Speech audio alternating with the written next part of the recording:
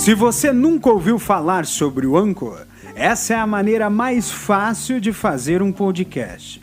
Eu vou explicar para você.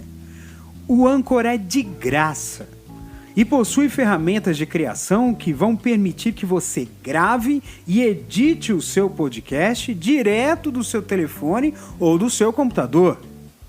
O Anchor distribui o seu podcast e você vai poder ouvi-lo no Spotify, no Apple Podcast e em muitas outras plataformas. Você pode inclusive ganhar um dinheiro com seu podcast. Isso não é exigido nem uma quantidade mínima de ouvintes para você começar a ganhar. E tudo que você vai precisar para fazer o seu podcast vai estar em um único local. Baixe agora o aplicativo gratuito do Anchor ou acesse anchor.fm e comece já a fazer o seu podcast. Lembrando que Anchor se soletra A-N-C-H-O-R.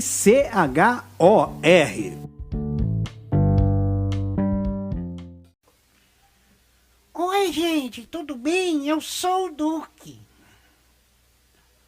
Eu acho que eu vou começar a fazer esse negócio de gravação, já que o meu dono resolveu desistir de fazer esse negócio. Como assim eu desisti? Eu não desisti nada, eu só estava fazendo o roteiro, fazendo todas as coisas. Por que você está aqui em cima do microfone, Duque? Eu pensei que podia, né? Pode nada, Duque. Você não pode ficar mexendo nas minhas coisas. Ora essa. Eu vou dar uma mordida na sua orelha.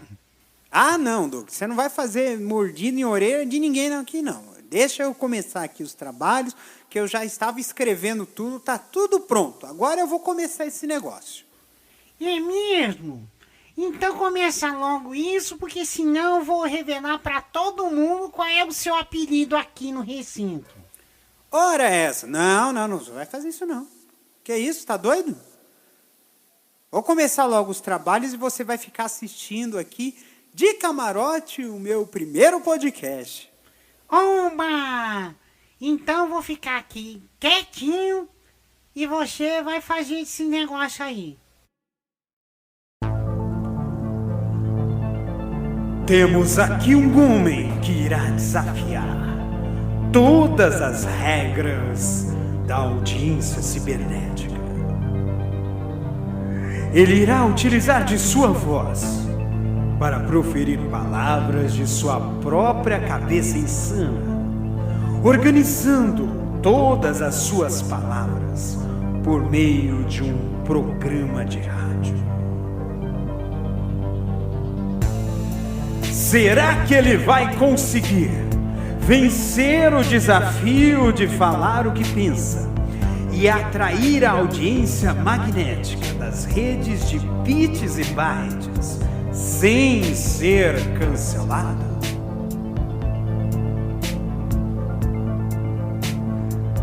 Aguardem cenas dos próximos capítulos.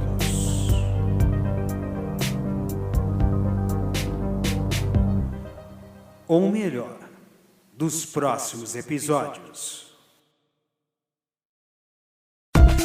Começa agora mais um programa Castor e seus Escapes. Apresentação André Arruda.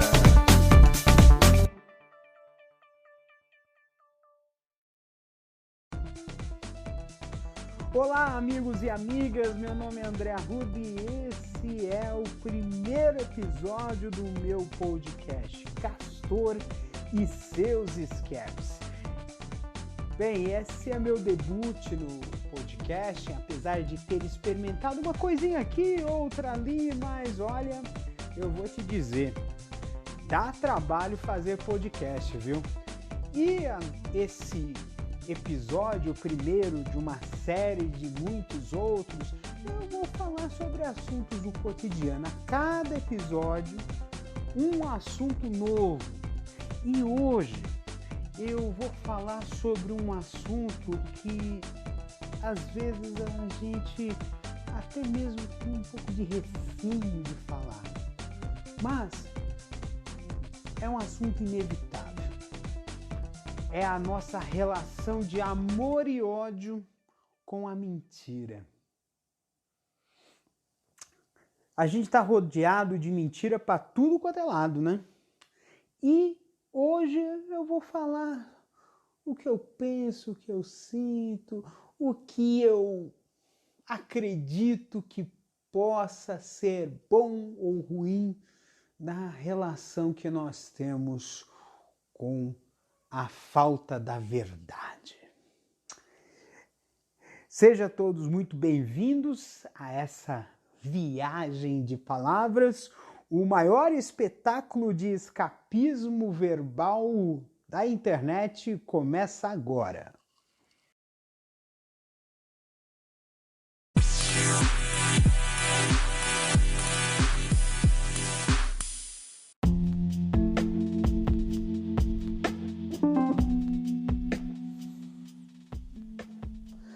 Há quem diga que a mentira tem perna curta.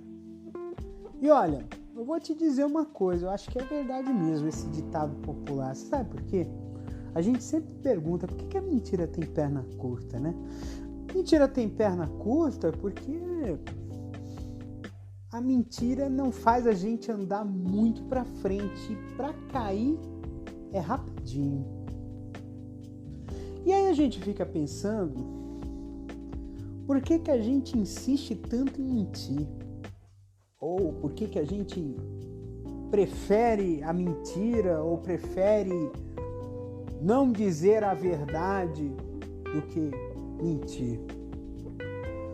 Eu acho que a mentira faz parte da vida da gente. Aliás, até mesmo é um instinto de sobrevivência. Vejam os animais. Os animais, para escapar da presa, precisam enganar, ludibriar os seus predadores. Então, não seria muito diferente o que seria nós tentarmos ludibriar alguém ou algo para poder sair em vantagem.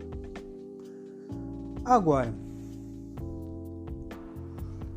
já que a mentira tem perna curta, a gente para um pouquinho para pensar. Por que a gente está tropeçando tanto nas mentiras que vemos caindo?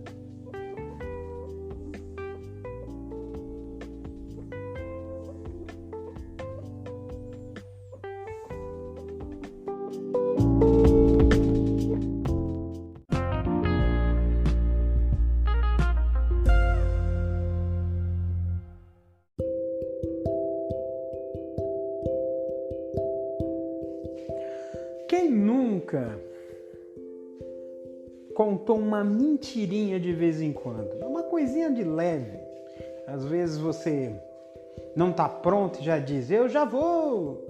Ou às vezes você diz, olha, você já acabou o que tinha que fazer? Eu falei assim, já, mas ainda tinha muita coisa para fazer. Às vezes, é normal, às vezes, a gente contar uma coisinha ou outra.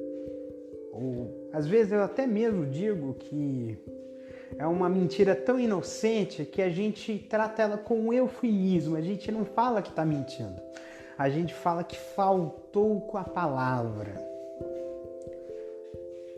E aí você fala assim, nossa, mas que desonestidade ficar mentindo, né? Não, às vezes a gente mente para poder não fazer com que a pessoa sofra com uma verdade muito dura. A gente tenta sempre querer agradar o outro,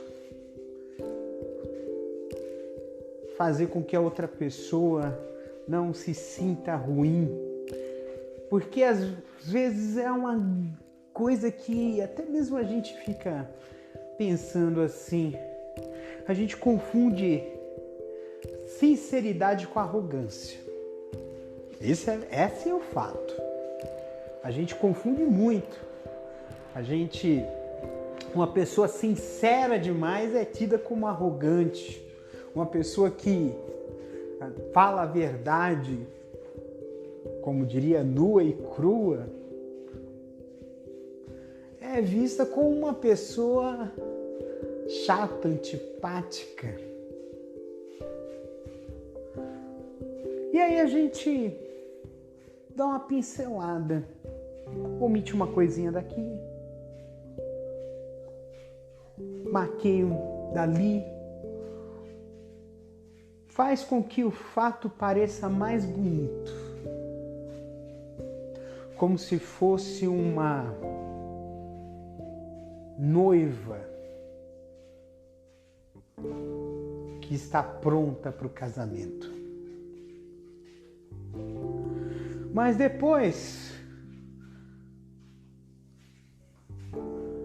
a verdade aparece, acaba a festa, tem que se despir, se trocar de roupa e cair na dura realidade. A realidade de que a verdade, uma hora ou outra, vai transparecer. E aí é que a gente fica pensando que as pessoas condenam demais aqueles que tratam a palavra com um cuidado excessivo, com um excesso de zelo.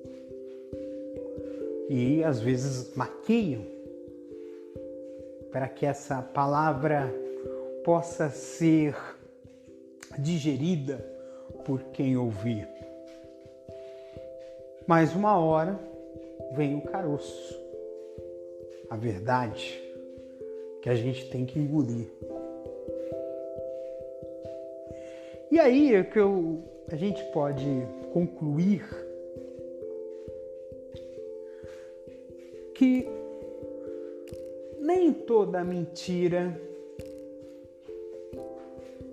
é para condenar a pessoa ao maior dos castigos. A única coisa que se possa fazer para que quem mente seja perdoado por quem ouve é simplesmente desmentir e pedir desculpas.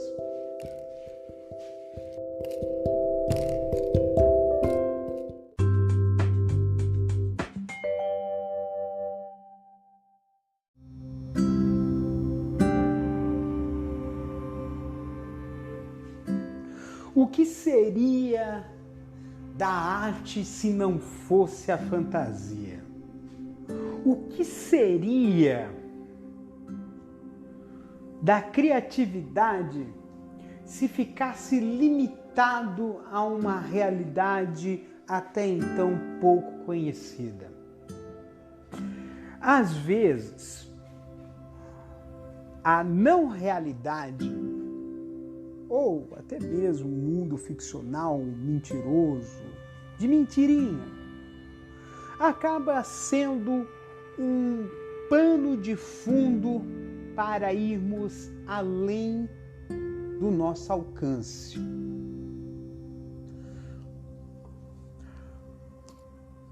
Até mesmo porque a realidade é a realidade do possível. Mas, se quisermos ir além, a gente tem que imaginar o impossível. Dizem que para chegar ao céu a gente tem que mirar na lua. Ou seja, para que a gente consiga atingir um objetivo fantástico, porém possível, a gente tem que planejar o absurdo.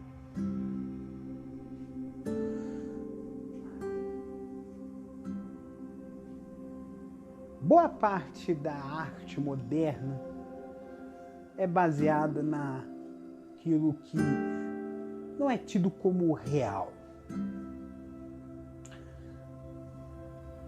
Figuras futuristas, imagens geométricas, desenhos distorcidos, Tudo isso faz parte da arte, que até então era limitado por uma imagem e semelhança do ser humano. Imaginava-se que, ao fazer uma arte muito próxima de uma realidade naturalista, estaria o artista tentando ser um escriba de um ser superior, talvez Deus. Mas, pouco a pouco, revelou-se que aquilo apenas transcrevia uma realidade. E surgiram tecnologias que permitiriam que isso fosse feito no lugar do artista escriba. A fotografia em movimento, o cinema, foram adventos que fez com que o artista pintor, que retratava a realidade tal como ele via, deixava de ser necessária.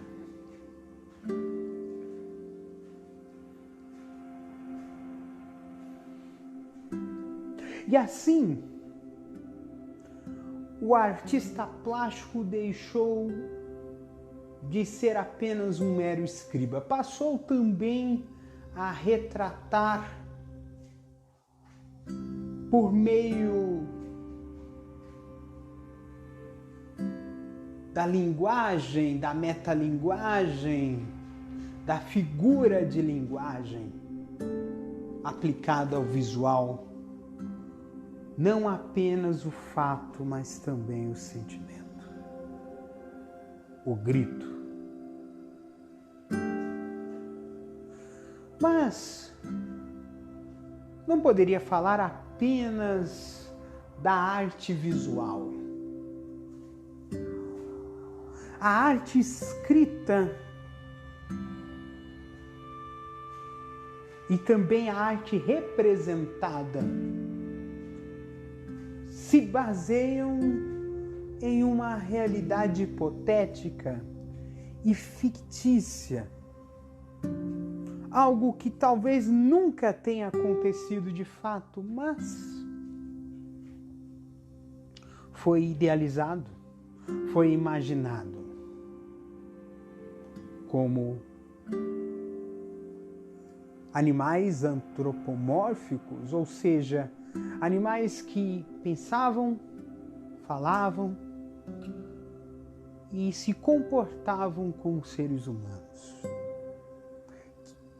Histórias essas que povoaram os contos da carochinha e também os contos de fadas, que ajudavam a adormecer crianças em muitos lugares do mundo. O teatro também é parte desse processo. A mentira, por assim dizer, às vezes escrachada, às vezes deslavada, às vezes quase real, que faz com que o espectador na plateia não consiga ver o ator, e sim o personagem.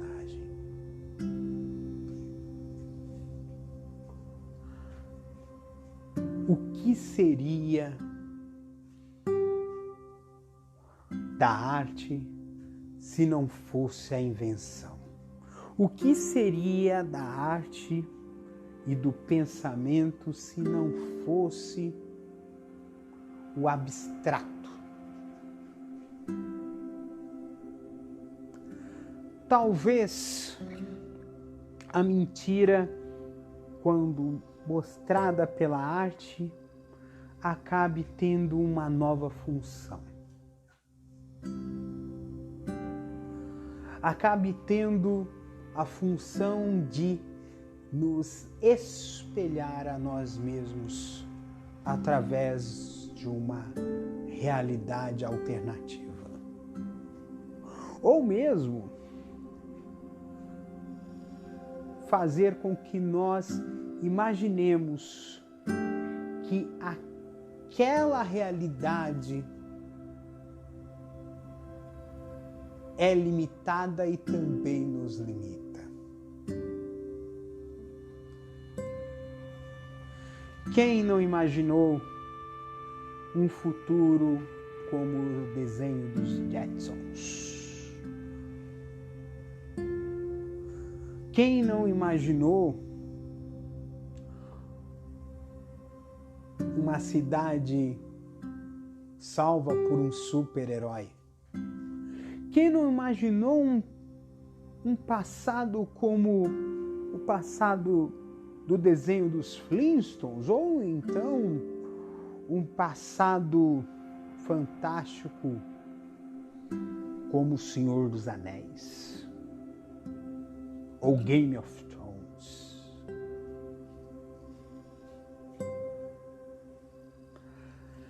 A imaginação nos faz ir além do possível. E ir além do possível nos faz ampliar as possibilidades que até então pareciam ser as que a gente vê.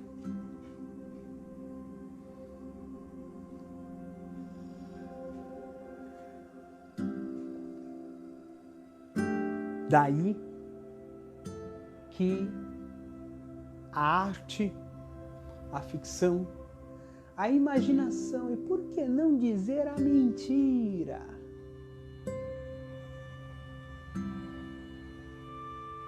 não sejam peças que nos inspirem a construir uma nova realidade.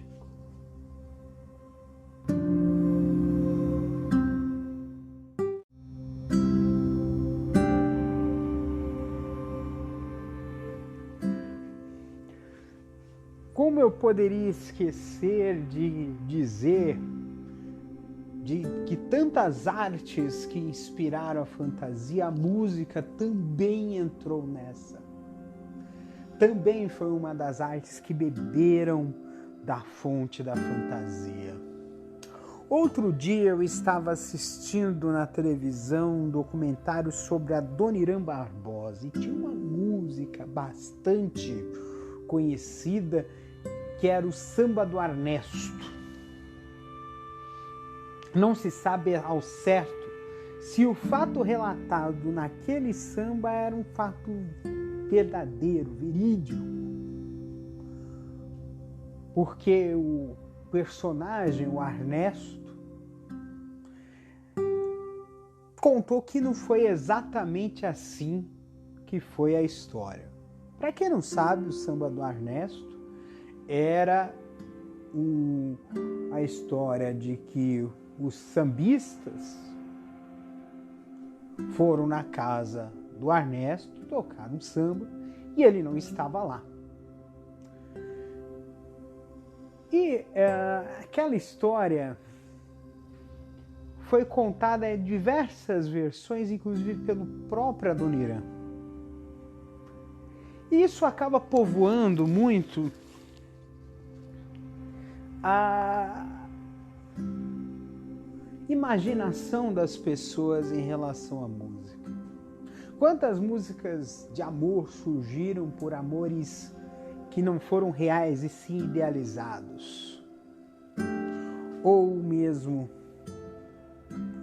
quantas histórias foram contadas em músicas que na verdade não foram tão bem quanto as letras e os versos das canções diziam.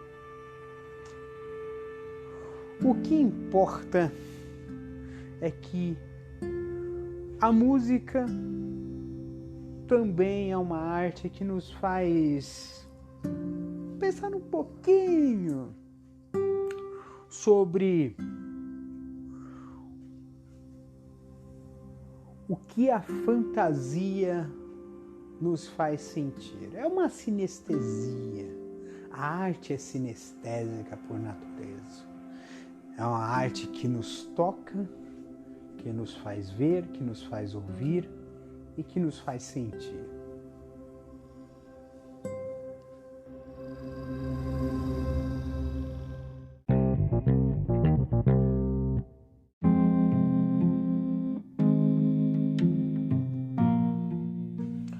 Agora, nem tudo são flores em relação à mentira. Eu falei daquela coisa bem filosofal. Nossa, que maravilha! Até mesmo você deve ter acreditado, puxa, mentira é bom, né? Nem sempre. Você sabia que mentir em excesso, de forma costumaz, que chamam, pode ser patológico? Pois é. Existe uma doença psicológica que se chama mitomania. Mitomania é a pessoa que mente por qualquer coisa. Às vezes, essa pessoa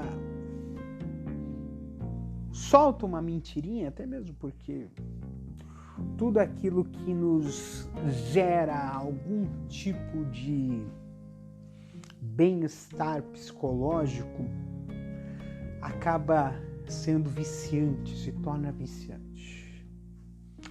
E a pessoa que mente costumeiramente acaba sendo que viver de sua própria mentira, se alimentar disso.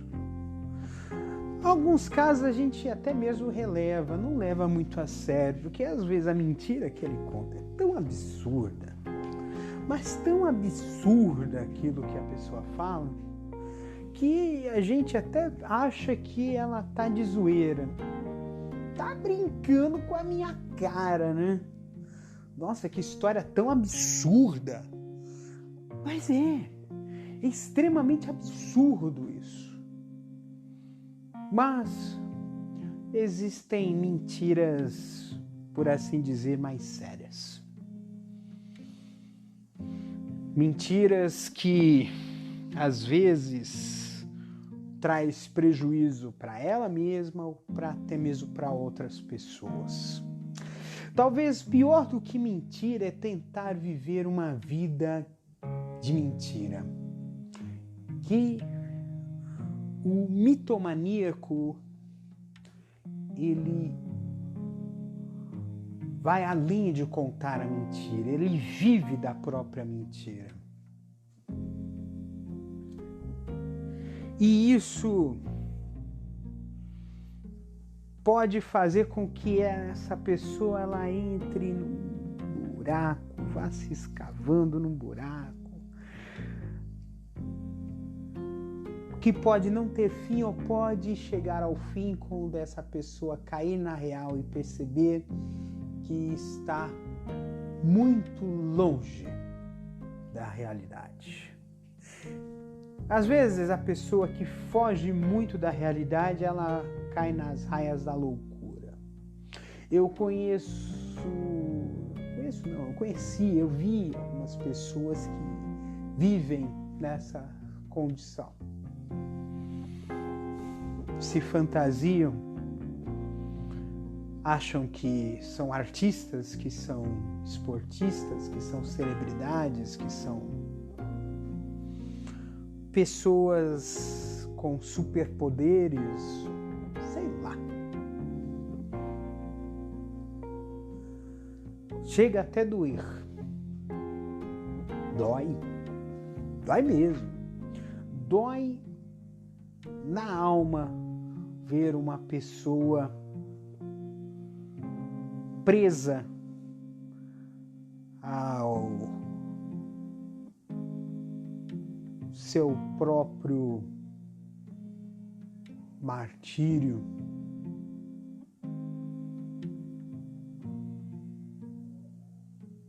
preso à sua ilusão, à sua alucinação.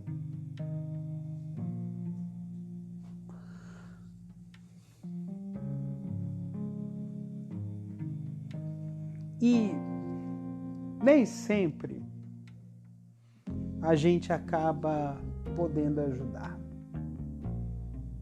Talvez a melhor forma para algumas pessoas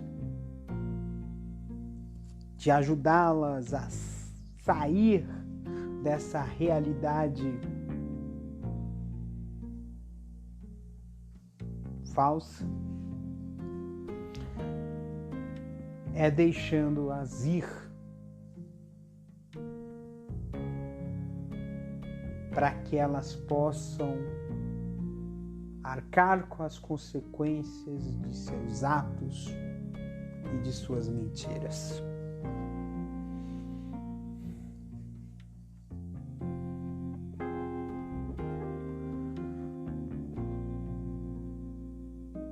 Tirando isso, a parte do comportamento,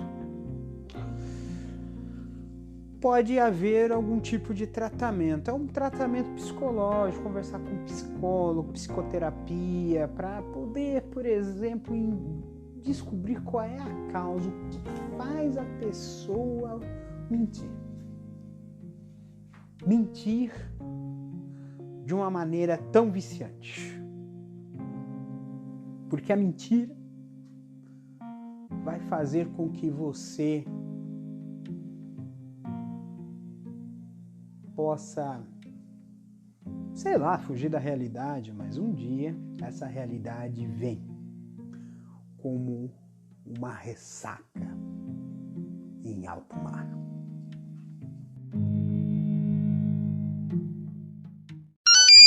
Direto do Palm Pilot. Bem, agora nós vamos falar sobre tecnologia. Vamos mudar um pouquinho de assunto, porque, rapaz, você percebe que é um assunto tenso, né? E aí, nós vamos falar um pouco sobre tecnologia. Primeiro, eu vou falar sobre uma guerra, rapaz. Olha só. Epic Games pede que Justiça dos Estados Unidos impeça o que descreve como retaliação da Apple. O que acontece é uma treta entre a Epic Games. Para quem não sabe, a Epic Games é a criadora do jogo Fortnite, né? E está acusando a Apple de monopólio. Isso porque o Fortnite queria, né, criar um próprio sistema de pagamento dentro do jogo, né? Pelo que eu pude ver aqui, né? E a Apple não deixou, né? Porque a Apple queria fazer todo o sistema de pagamento por dentro do sistema da Apple, e a Apple teria uma comissãozinha, né, por cada transação feita. Então isso para a Epic Games não seria muito vantajoso, e aí resolveu ir pro pau. Foi pro pau, mas a Apple pegou e fez excluiu a conta de desenvolvedor da Epic Games e retirou o jogo Fortnite, que é um jogo extremamente popular para telefones, né, dos estados da loja de aplicativos, né, e aí agora tá essa treta toda aí, né. Então a Epic Games foi para a justiça para restaurar a conta de desenvolvedor e voltar a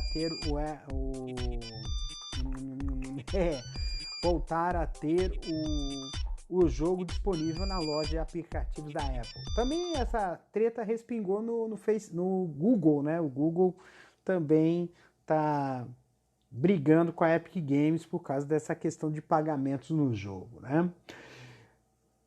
Bem, que mais? O Nintendo vai relançar os jogos do Mario no aniversário de 35 anos, o personagem. Eu não sou muito fã de games, eu sou uma barata branca, por assim dizer. Gosto muito de tecnologia, mas eu não sou tão aficionado em games. Mas o Nintendo Switch finalmente está chegando ao Brasil oficialmente, né? Porque antigamente estava vindo de baseada, né? E aí a Nintendo vai lançar aí, anunciou, né, na quinta-feira da semana passada, que vai relançar os jogos clássicos do Mario por um tempo limitado em comemoração aos 35 anos do lançamento do game Super Mario Bros. Esse game, rapaz, na época do Atari ainda, rapaz, né? Depois foi pro NES, né? Ou o pessoal chama de Famicom, né? E continua com a Nintendo até hoje. Aliás, o Mario, né? O jogo do Mario foi o grande impulsionador da Nintendo, né? Depois a história para quem manja de games, o computador, depois, quer dizer, games no PC, e aí você teve o Xbox, o PlayStation, né? Que fez com que reduzisse um pouco o espaço da Nintendo, mas a Nintendo ainda tem um público cativo ainda, né?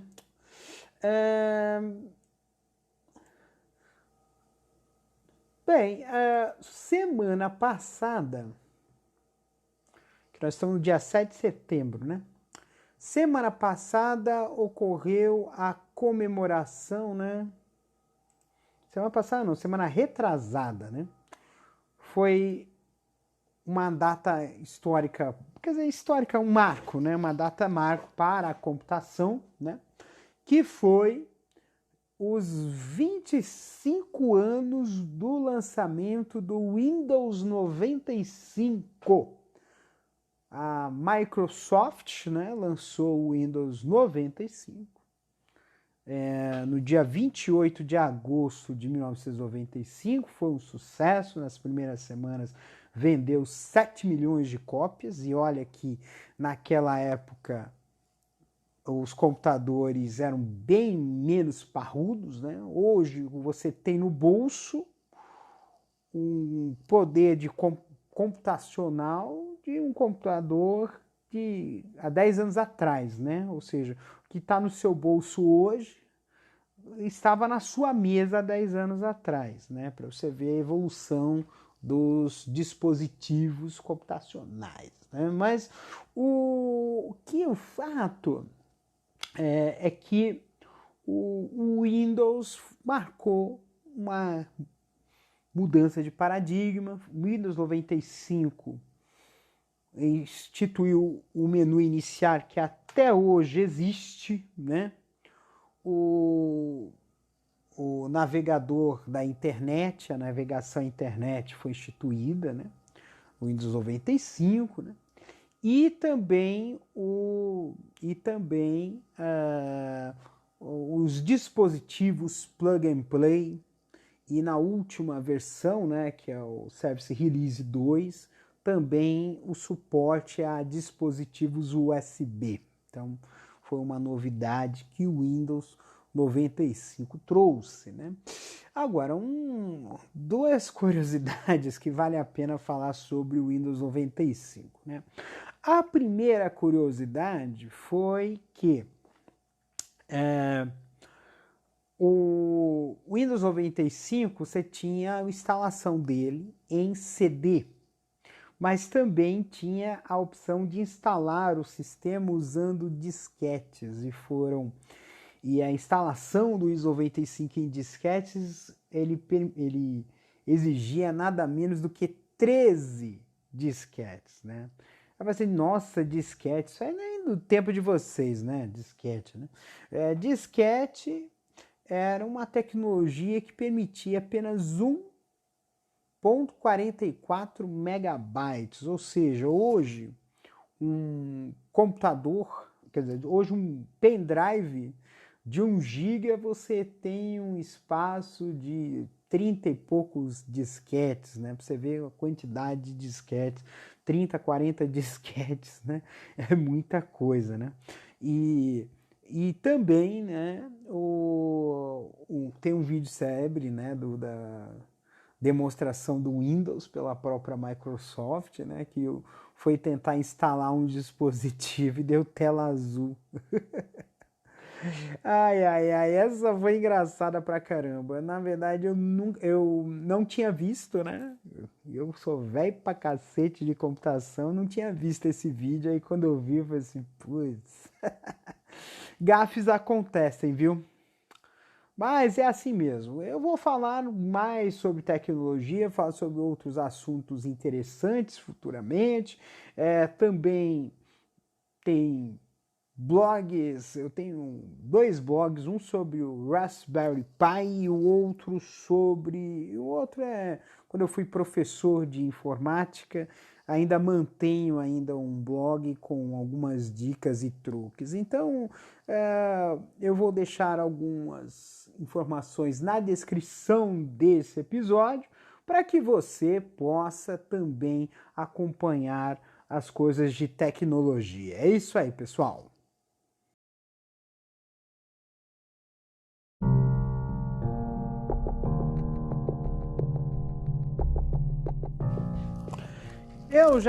Agora vamos mudar um pouco o patamar aí da nossa conversa sobre a mentira, porque agora a gente vai chegar num terreno um pouco mais pantanoso, né?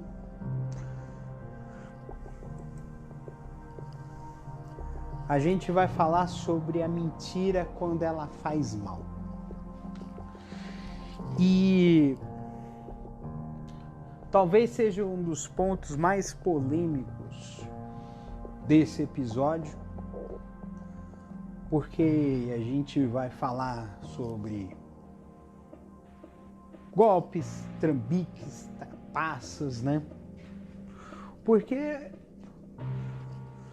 no começo desse episódio eu falei sobre a mentira naquele aspecto da imaginação, da criação e também de uma forma mais afetuosa, aquela mentira para não fazer mal à pessoa ou para evitar com que a pessoa seja não exatamente castigada, mas aquela pessoa que recebe essa mentira não tenha o sofrimento, ou seja, poupar a pessoa de uma verdade muito dura ou muito dolorosa. Mas às vezes a gente encontra pessoas que mentem para nos prejudicar ou para obter uma vantagem indevida.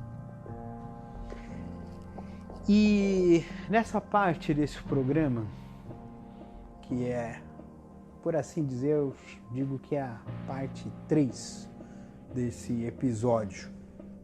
A primeira parte é uma parte um pouco mais filosófica da mentira, a segunda é a parte mais doentia, né, que teve esse intervalo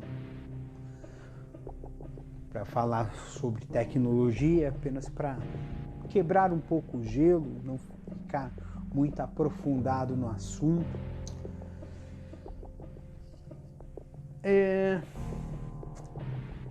E a gente vê de pessoas que mentem para enganar.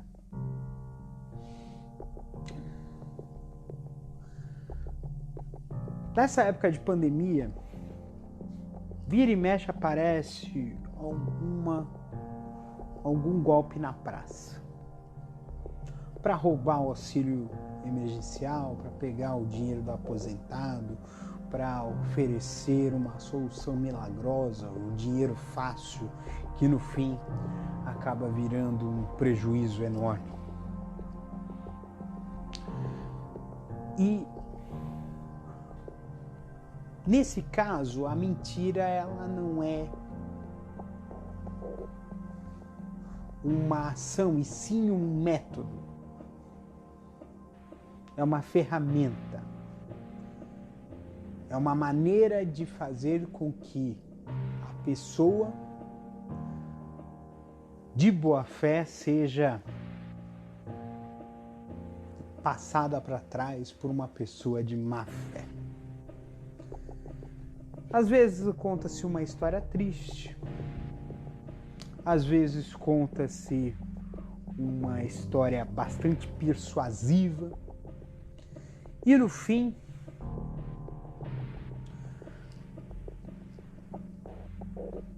acaba se revelando depois a verdade de que o tempo todo a pessoa estava manipulando, estava enganando, estava mentindo.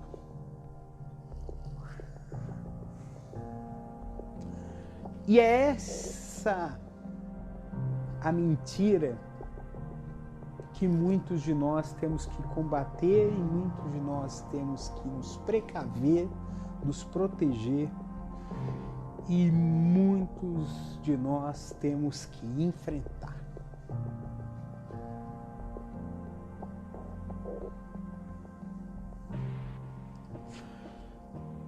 Não existe... Tem uma história que eu vi hoje no telejornal.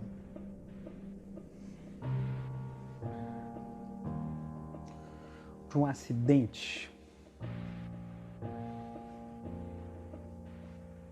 O motorista atropelou um motoqueiro. Não sei se ele morreu na hora, mas foi um acidente muito feio. Ele estava bêbado. Não prestou socorro e foi para casa. Como se nada estivesse acontecido.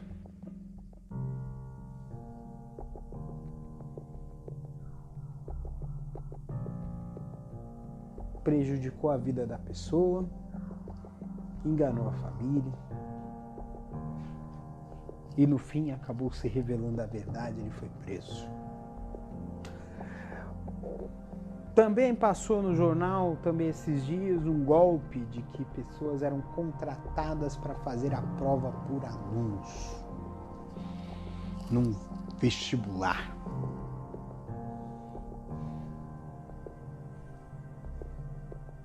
Mesmo que esses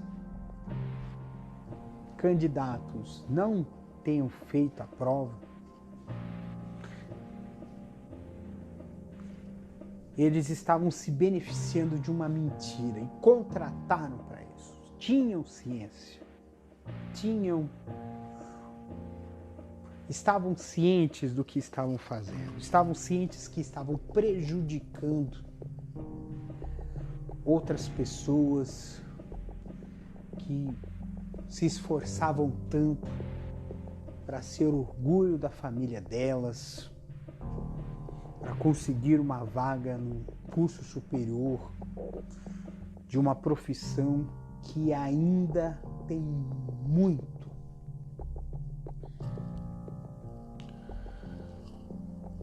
prestígio, que é a profissão do médico. Ainda mais hoje, nesse tempo de pandemia.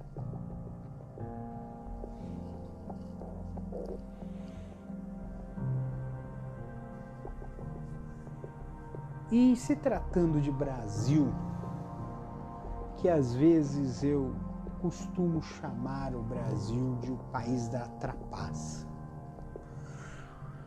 Porque muitas das coisas que a gente vê por aí são feitas para serem burladas, para quebrar regras.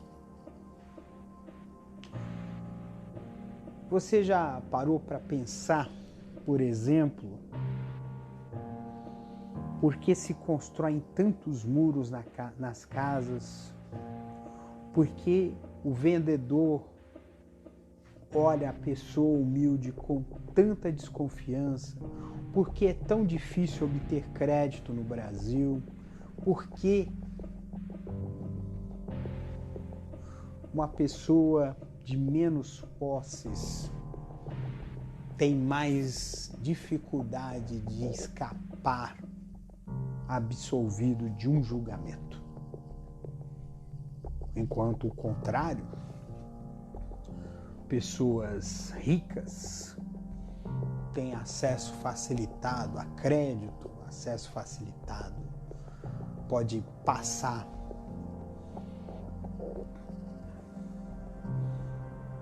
nas casas nos estabelecimentos comerciais sem ser importunado, pode andar bêbado, dirigir bêbado na estrada, que não haveria nenhum tipo de incômodo. Eu não digo que isso é regra, mas que às vezes acontece.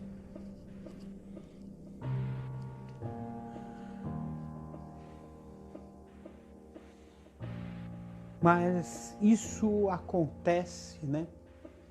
Essas incongruências, esses desequilíbrios, essa desigualdade, seja por cor, gênero, classe social. Mas tudo isso acontece porque nós vivemos sobre a sombra da mentira e vivemos sobre a sombra da desconfiança. É fato.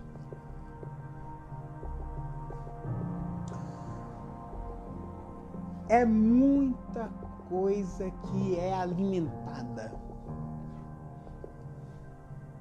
Preconceitos são alimentados. E o preconceito, por assim dizer, também é uma forma de mentira. Porque não é o conceito real, é um conceito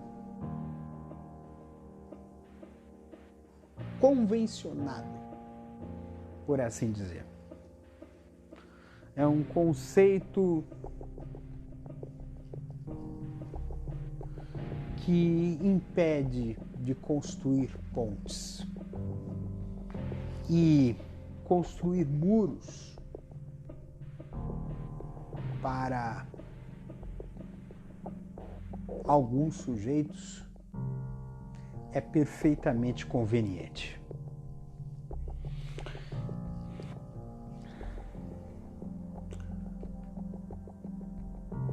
Quer um outro tipo de trapaça? Empresário que trata mal o empregado, depois falha a empresa, encerra o contrato, deixa todo mundo na mão e abre outra firma com o dinheiro que pegou do desfalque. Isso acontecia porque tem brechas na lei. Algumas pessoas de posse têm a possibilidade de contratar bons advogados.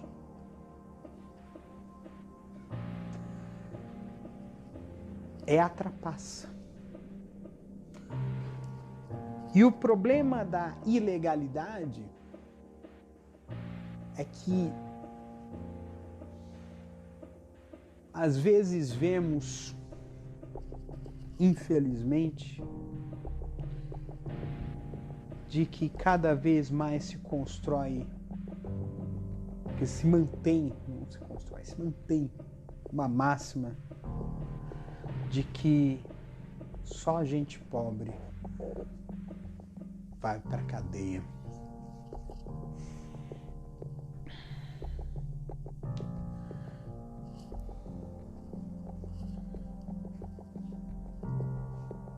E é claro que isso também gera revolta, porque se o exemplo vem de cima, se vem todo tipo de injustiça nas partes mais superiores das camadas sociais brasileiras, isso se reflete nas camadas inferiores também.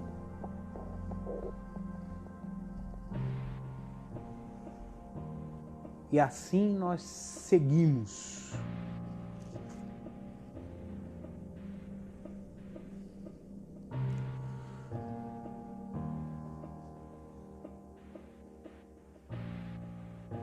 Alguns mentem para sobreviver e outros para enriquecer.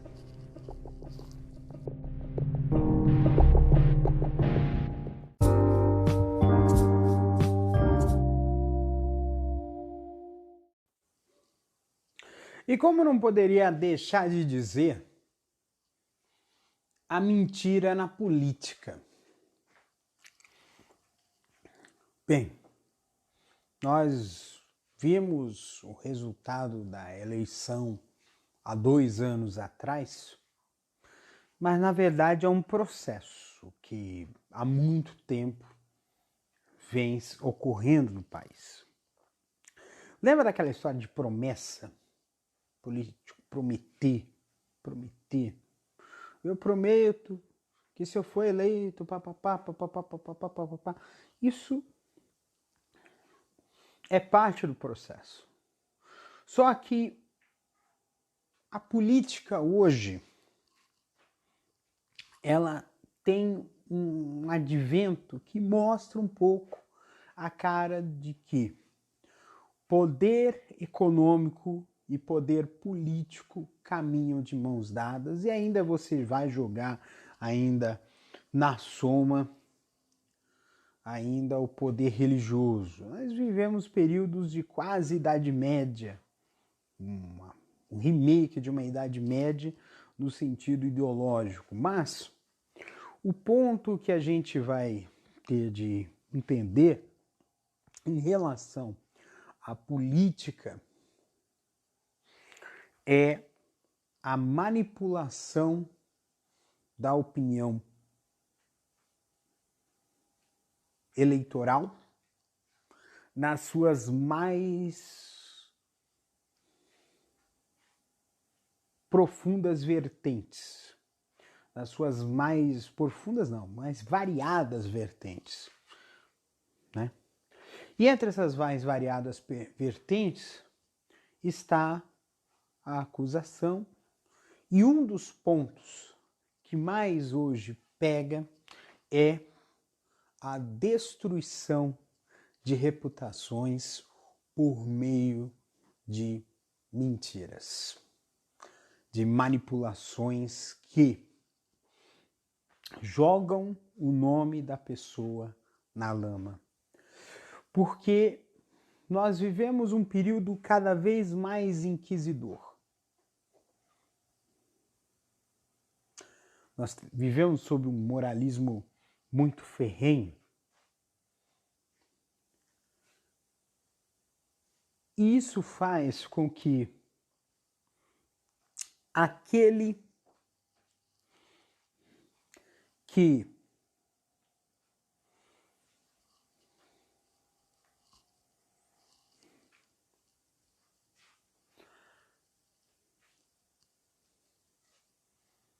tem a sua reputação agredida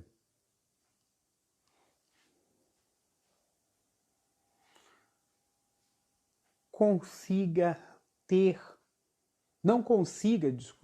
consiga reverter num curto prazo essa reputação.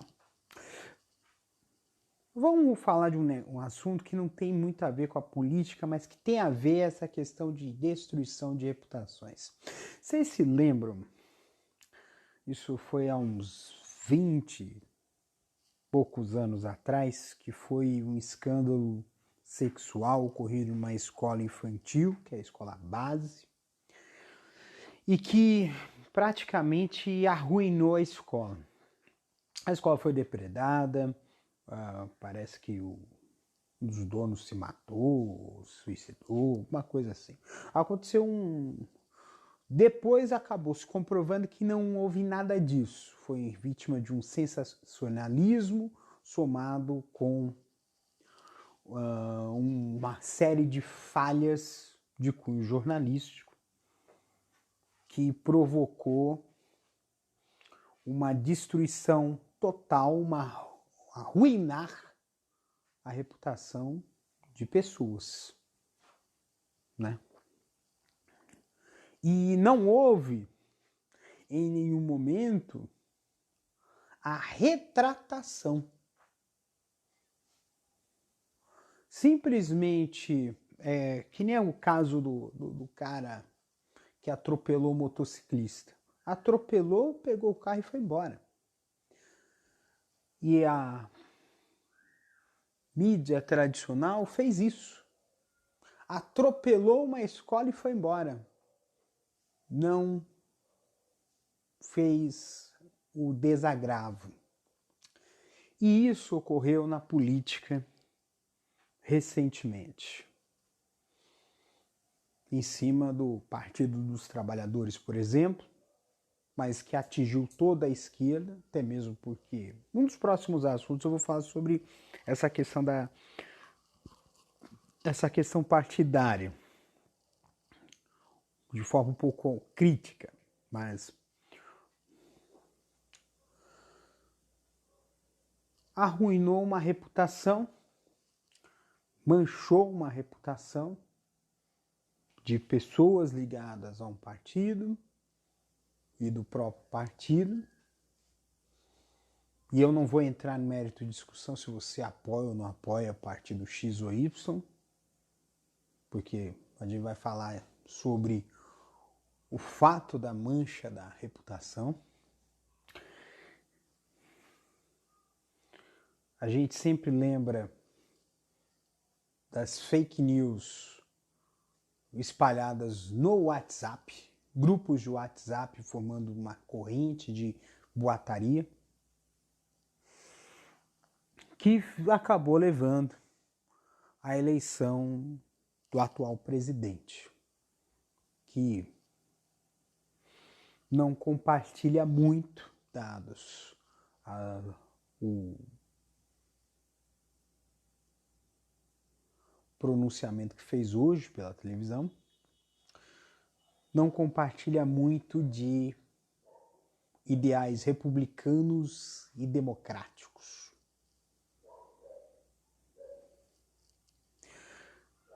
Não vou entrar no mérito da questão, mas essa forma de atuação, de método de ataques e de mentiras, de boatos, é o que faz também levar as pessoas a um maior descrédito em relação à política. Quando eu falo de política com as pessoas elas torcem o nariz. Porque, assim como eu falei anteriormente nesse podcast, de que como nós vivemos numa cultura em que a desconfiança é a ordem, na política não foge a essa regra. A desconfiança é a ordem. E quando se trata de uma situação nebulosa, a tendência é não correr riscos. E aí acaba se escolhendo a opção aos olhos do eleitor menos danosa. E aí chegamos ao que chegamos. Porque o 2018 foi provocado por um esvaziamento. Esse esvaziamento esvaziou a esquerda, o centro, a direita progressista e acabou caindo no colo da extrema-direita o poder no Brasil, que depois virou uma guerra infaticida.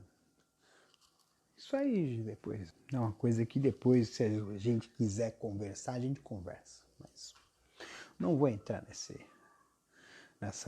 nesse assunto agora.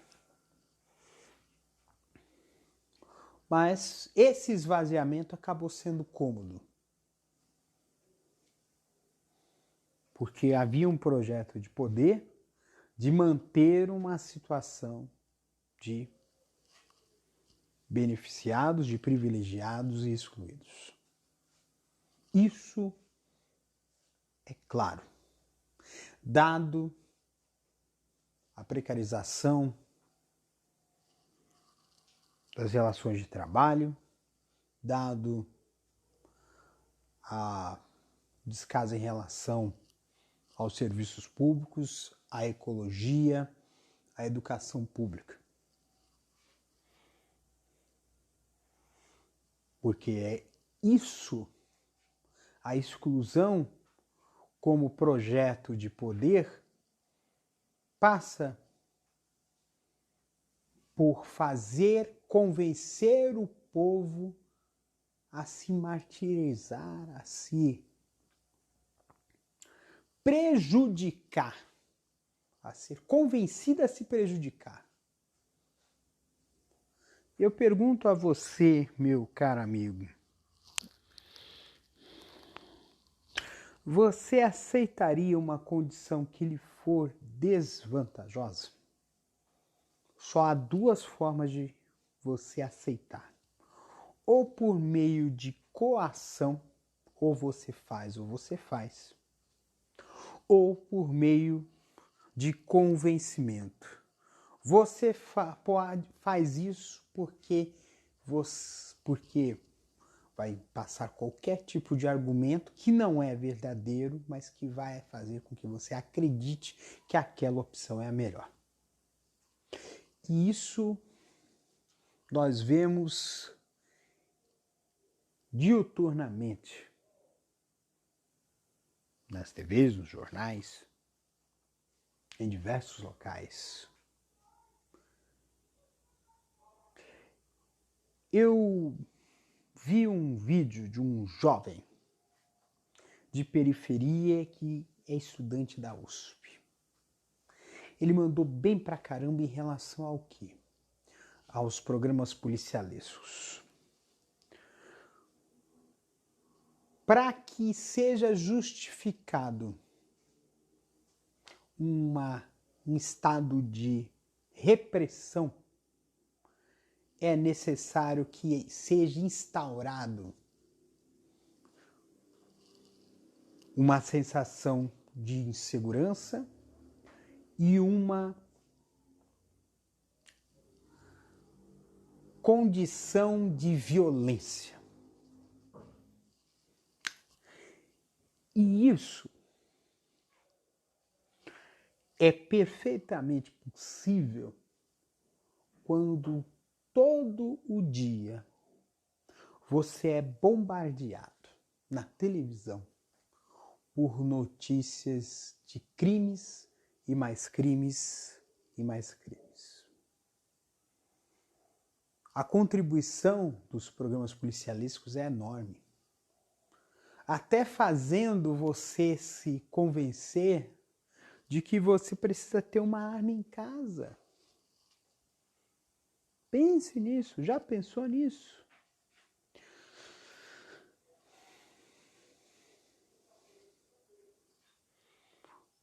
O que, por outro lado, poderia justificar o sucateamento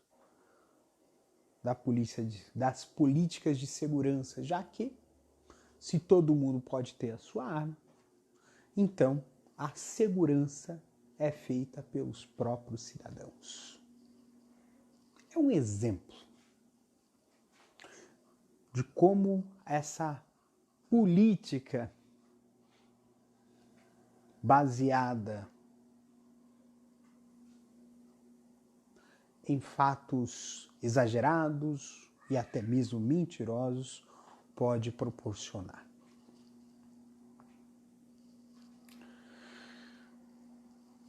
E aí o que eu digo? a você.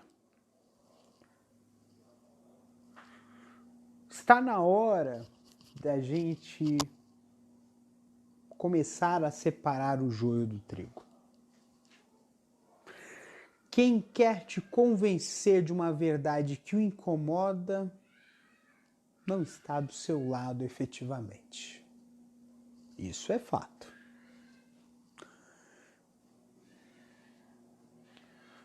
Bem,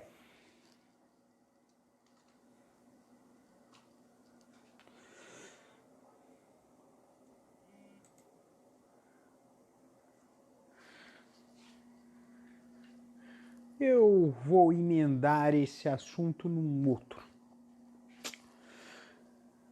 Porque a mentira na política gerou uma sensação de pós-verdade.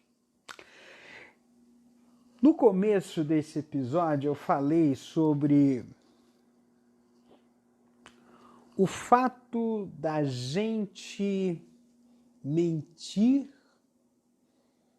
para não machucar o outro, não ofender o outro, não causar mal-estar ao outro. E o outro lado disso é que todos nós acabamos hoje por, em vez de buscar a verdade, mesmo que aquilo seja algo que nos cause contrariedade, mesmo que isso nos contrarie, a gente acaba sempre buscando fatos que confirmem as nossas convicções. Isso em qualquer lugar. E como nem sempre aquilo que nós temos por convicção é verdade, acaba surgindo esse efeito que se chama pós-verdade.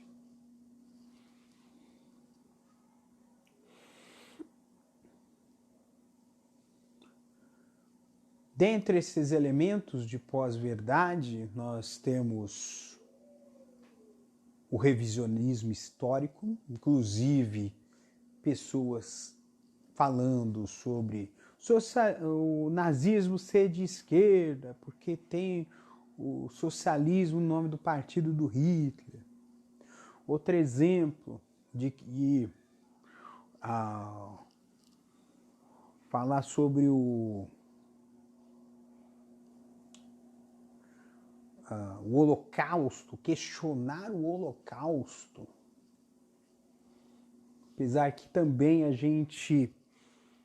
há um revisionismo histórico que precisa ser revisto, que é o Holocausto da população africana por mais de 500 anos por parte dos europeus por meio da escravidão. Esse tipo de revisionismo não é colocado, mas que deveria ser abordado.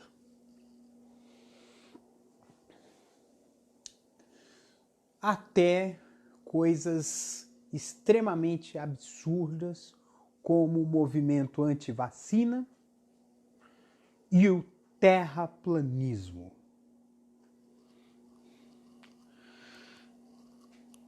Pergunta-se: qual o intuito de convencer as pessoas da mentira? Tem uma razão de ser?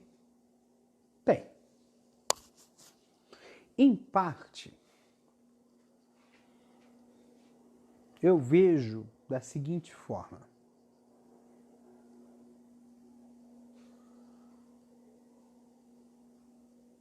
a negação do conhecimento faz com que seja essas pessoas facilmente, as que negam o conhecimento, são as pessoas que facilmente se agarram a crenças e também facilmente aceitam propostas sem pensar sobre o assunto.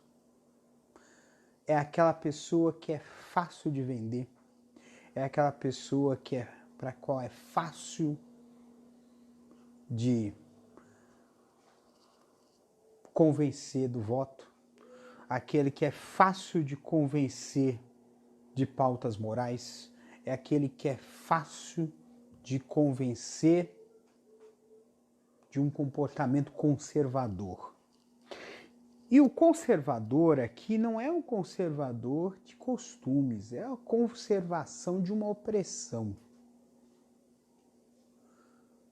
Porque cria-se uma identidade, e é uma identidade inviolável, por assim dizer, monolítica. E essa identidade monolítica faz que quem esteja fora do seu modo de pensar, de agir, a sua visão de mundo, seja visto como o estranho e não como o diferente. E aí eu coloco essa diferenciação de estranho e diferente por uma razão muito simples. O diferente, ele é visto como uma parte de um todo.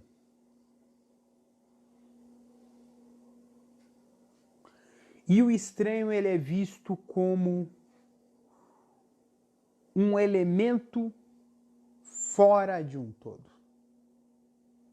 Algo marginal. Algo que não deveria estar ali, porque não é parte.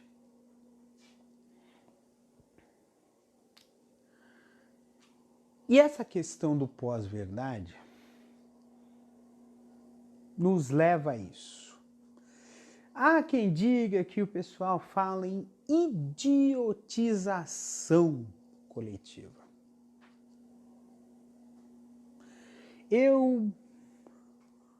Às vezes eu costumo dizer que nós vivemos num período de informação, que é tanta informação, que não, inclusive sem filtro, porque é necessário um filtro para separar o que é verdade e o que é mentira. E esse filtro chama-se conhecimento, educação formal de qualidade. Mas sem esse filtro nós temos o que eu costumo chamar de disco de Newton. A experiência do disco de Newton é um disco em que você tem é um disco que é pintado de forma seccionada em várias cores, mas quando se gira esse disco, o disco fica branco. Ou seja, quando há muitas informações em movimento, elas acabam se anulando. E quando se anula, nós temos aí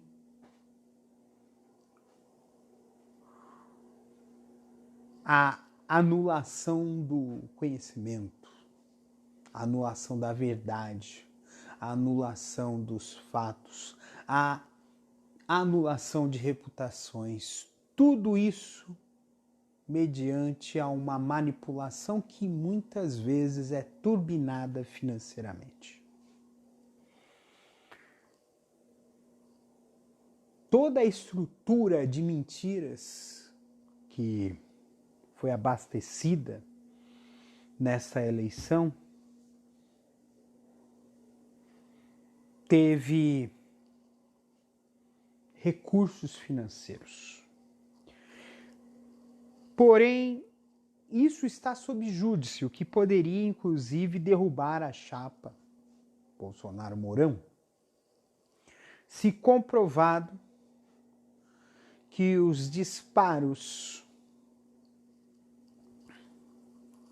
de WhatsApp foram financiados por empresários, ou seja, foram recursos ilegais, o que provocaria uma mudança muito grande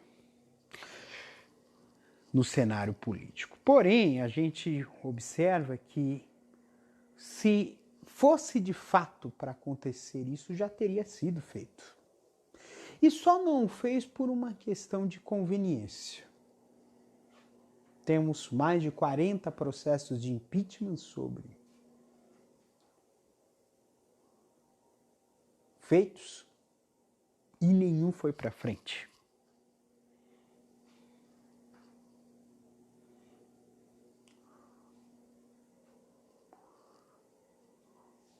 Você deve estar pensando assim, você que está me ouvindo, está jogando isso tudo a esmo, mas você vai perceber que há relação entre esses elementos. Há relações de nexo causal, por assim dizer. Tem nexo.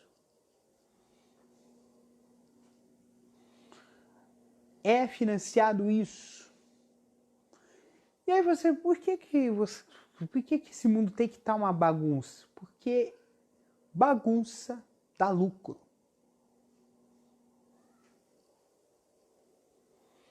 Desordem dá lucro.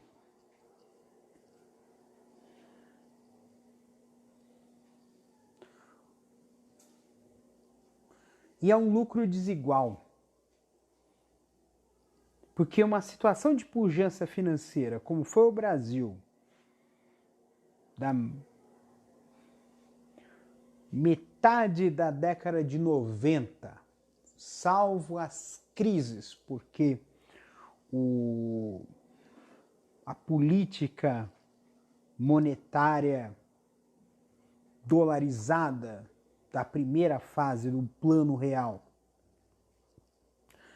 tornou o Brasil muito sensível e dependente do capital estrangeiro, o que fez com que crise do México, crise dos tigres asiáticos, crise da Rússia gerasse um impacto muito forte na economia brasileira no final da década de 90, fora o ataque terrorista em 2001, então é um exemplo. Mas houve sim uma estabilidade financeira e um crescimento econômico no Brasil em torno de 14, 15, 16 anos, que foi encerrado esse ciclo, coincidentemente, depois de 2013, com os protestos que a gente tem que procurar entender melhor como é que isso funcionou. Mas é sempre bom a gente dar uma estudada, uma revisitada na história, para saber se há uma relação entre 2013, 2016 e 2018. Mas é importante a gente discutir com calma.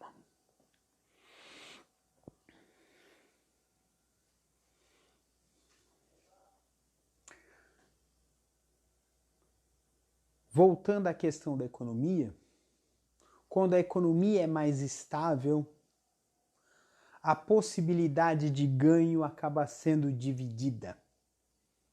Então são mais pessoas ganhando. E para mega empresários que não têm nenhum tipo de compromisso macroeconômico, não é vantajoso ganhar o mesmo que o outro. Então, crises são necessárias para que você possa ganhar mais que o outro. Um fato é importante ressaltar. Após a crise de 2008, a concentração de renda mundial aumentou. E se houve um aumento maior da extrema-direita no mundo, com um financiamento pesado de ricos, uma parte dessa razão se dá de que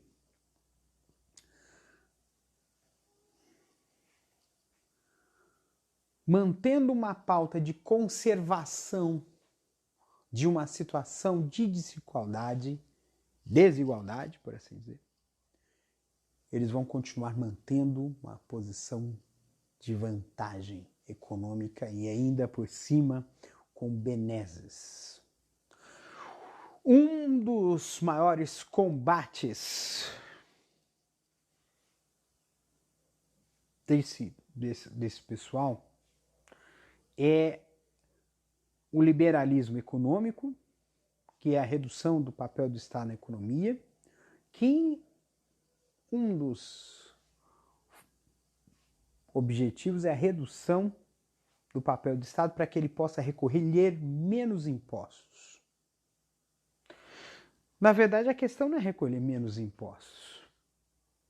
É que os ricos recolham menos impostos, porque a carga tributária, na maioria dos países, ela é injusta.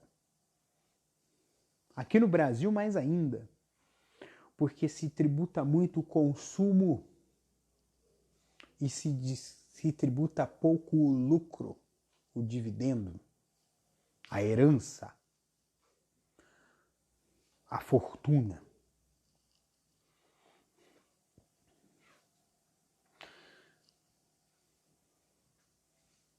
E essa condição de desigualdade, eles apostam para que mantenha. Então, nisso vale tudo. Vale mentir. Vale enganar, ludibriar. Fazer com que a população aceite assistencialismos apenas.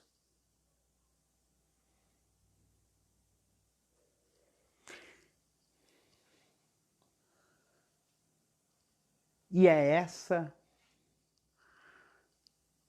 a questão esse podcast, acho que talvez é o ponto mais polêmico, porque a mentira na política ela é polêmica, porque ela bate em corações e mentes, convicções políticas, mas tudo tem uma razão de ser.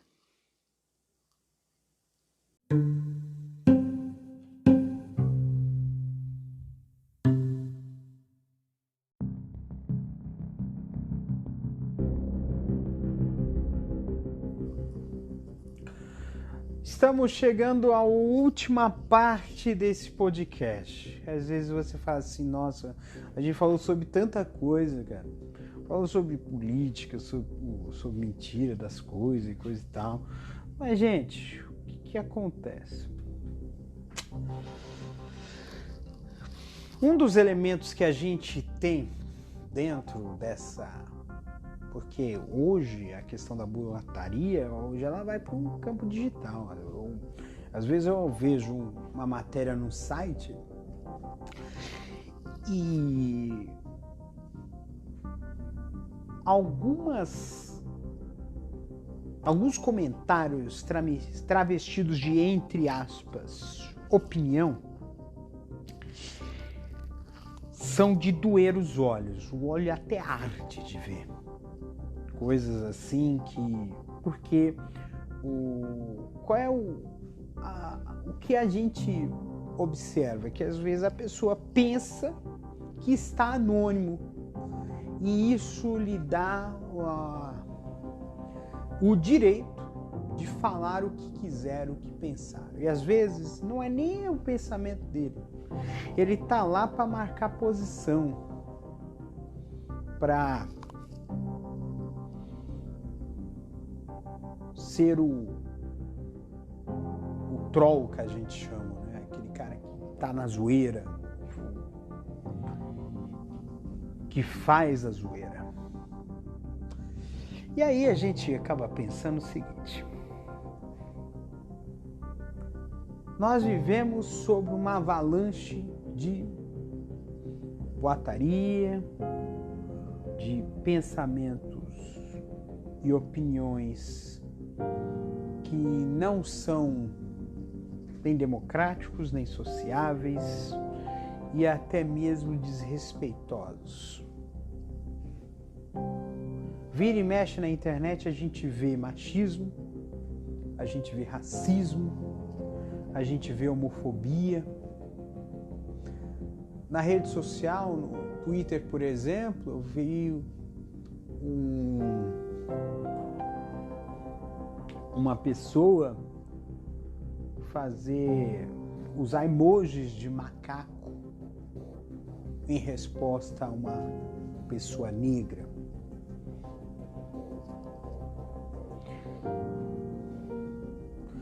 E aí que está a grande questão: por que na rua não se é permitido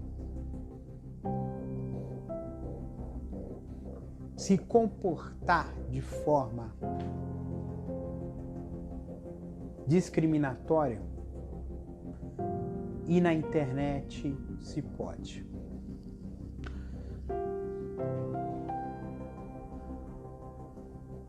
Existem duas questões que a gente tem que colocar em voga. Uma delas é a privacidade.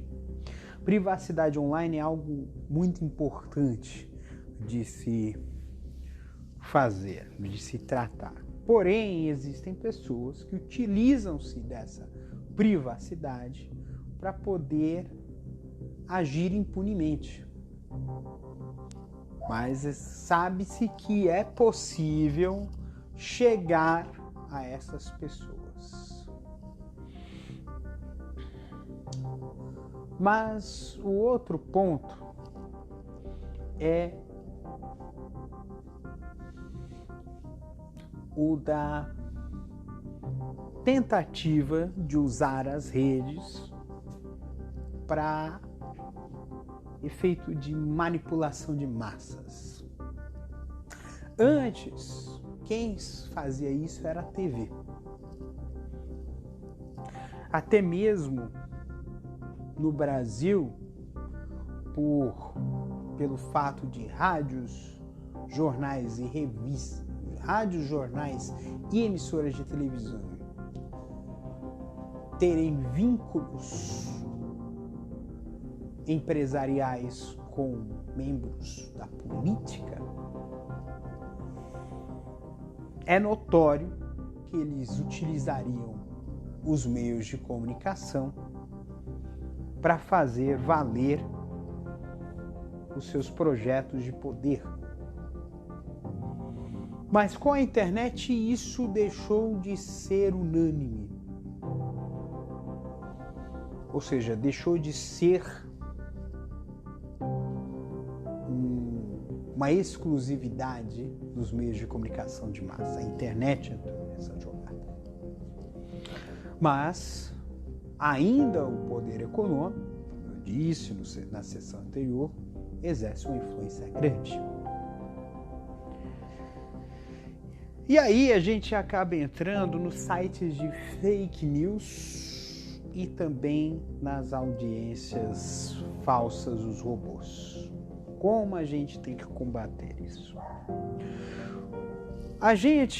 Eu vejo que há uma inocência muito grande da militância política progressista que acaba caindo nas armadilhas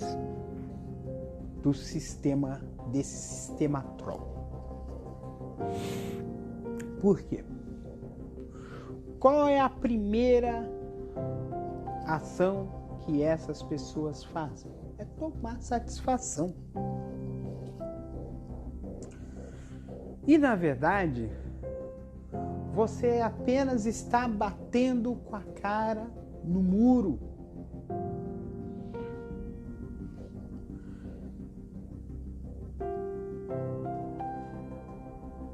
O que a gente pode fazer em relação a isso? Tem dois vieses que a gente precisa trabalhar. Um é separar o joio do trigo.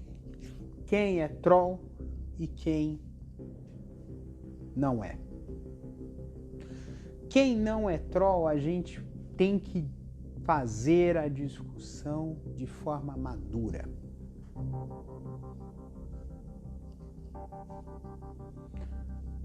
No debate de ideias. Quem é troll, a gente já identifica pela forma do discurso. É um discurso agressivo, que muitas vezes não trabalha no campo das ideias, que trabalha no campo de ataques pessoais,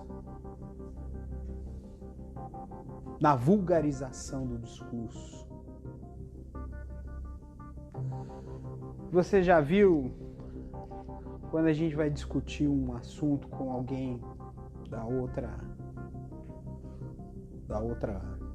posição antagônica, o cara fala assim, porque você é coxinha, porque você é petralha, porque você é isso, porque você é aquilo, e não fala no campo das ideias. Há um esvaziamento do debate. Então isso tem que ser observado. O debate no campo das ideias. A segunda questão é em relação aos trolls e robôs.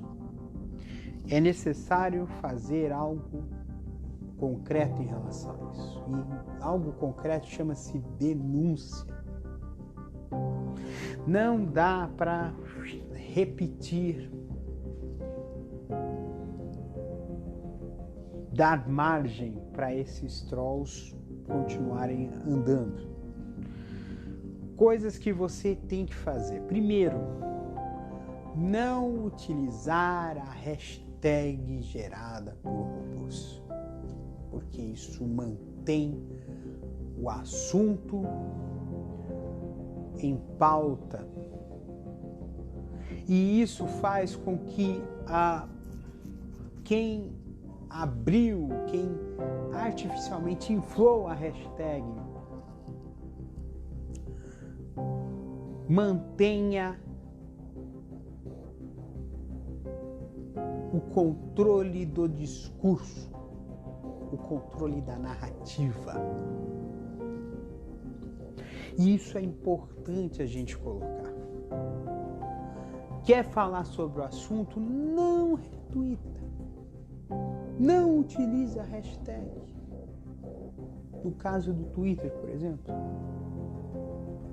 faça ou uma outra hashtag ou comente o assunto sem citar.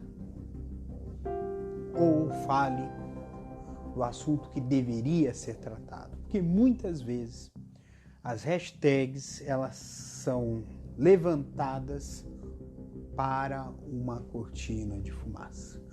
Cria-se polêmicas para encobrir fatos que realmente são relevantes e que são danosos à imagem do grupo que levantou a hashtag.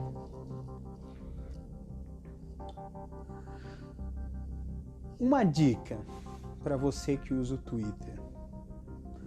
Se aparece um assunto levantado por robô, você pode sinalizá-lo de que esse assunto é um spam.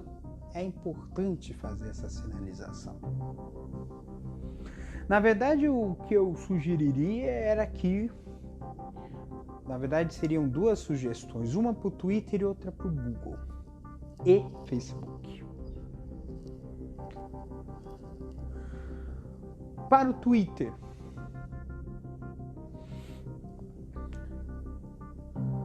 Contas inautênticas, que não tenham verificação, que não tenham sido feita a verificação, que não utilizem cliente do Facebook para o computador ou para o aplicativo, ou para o telefone, ou que mandem uma mensagem repetida em resposta para várias pessoas ao mesmo tempo, ou que mande uma mesma informação parecida, ou um conjunto de informações, uma frequência muito alta. Ou seja, o que indicaria que essa conta trata-se de um bot, de um robô. Não entre na contagem para os Trend Topics. Isso já tornaria a audiência orgânica. Eles precisariam ter gente para montar a máquina, para operar a máquina, o que seria muito custoso. Não seria impossível, mas seria custoso, o que dificultaria um pouco.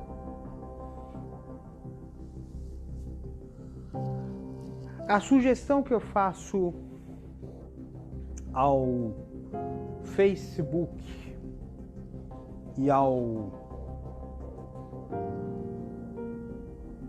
Google é que seja possível a denúncia de sites de fake news para que eles percam a monetização.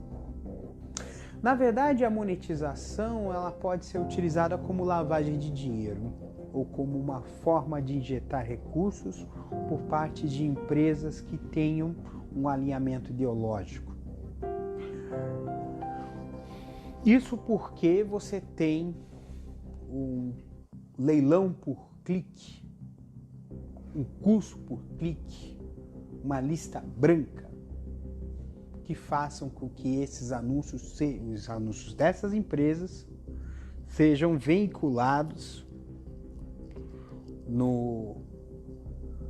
nesses sites de notícias falsas. Mas é necessário o corte pela raiz.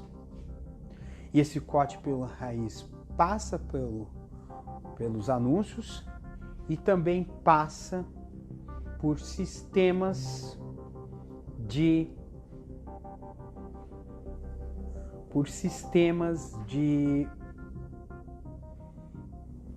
crowdfunding, sistemas de pagamentos, porque o site de fake news, por manipular opiniões, eles também podem ser considerados como sites de terrorismo. E aqueles que fazem assinaturas, pagam para esses sites, eles estão financiando o terrorismo.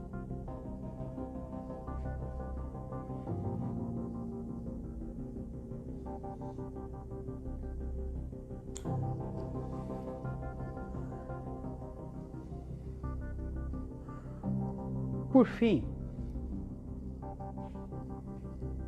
o que a gente precisa fazer enquanto pessoas conscientes de suas lutas, de suas classes? É necessário mais união e menos desagregação. Isso eu vou falar no próximo episódio. Mas o que eu digo para vocês é que se cada um fizer a sua parte, inclusive se organizar, montar grupos de WhatsApp ou de Telegram para juntos denunciar sites de fake news, denunciar anúncios, denunciar contas. Recorra aos amigos e também se necessário, foi injustiçado, foi ofendido, sofreu uma injúria racial, sexual, assédio, ameaça, não apenas denuncie o caso para o site ou para a rede social. Leve o caso para as autoridades. O maior problema que a gente tem em relação à impunidade é deixar por isso mesmo com a descrença de solução.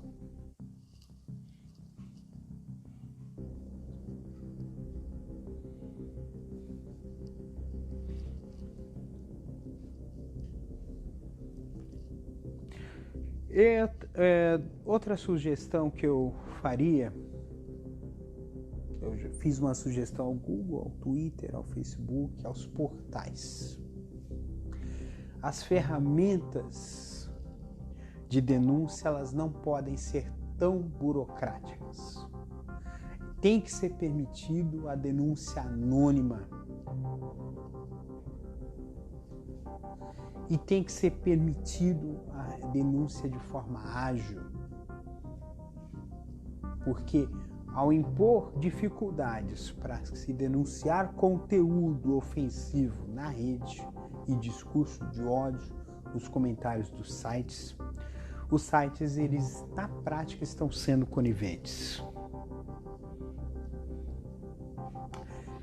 E por fim, eu lembrei de uma entrevista que o Felipe Neto deu para o Roda Viva, e uma das coisas que ele disse é que conteúdos relevantes de portais e sites não devem estar protegidos por paywall.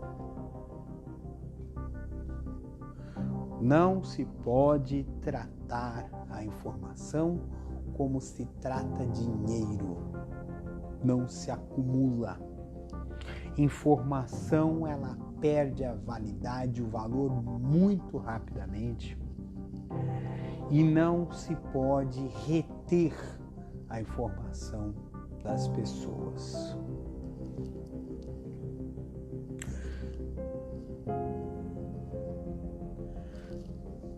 Bem, eu estou terminando aqui esse podcast e espero que na próxima semana tenha um novo episódio que eu vou preparar com muito carinho para vocês, e eu espero que esse podcast, que foi longo pra caramba, ajude você a pensar um pouco mais sobre a verdade e a mentira. Porque quem é de verdade sabe quem é de mentira.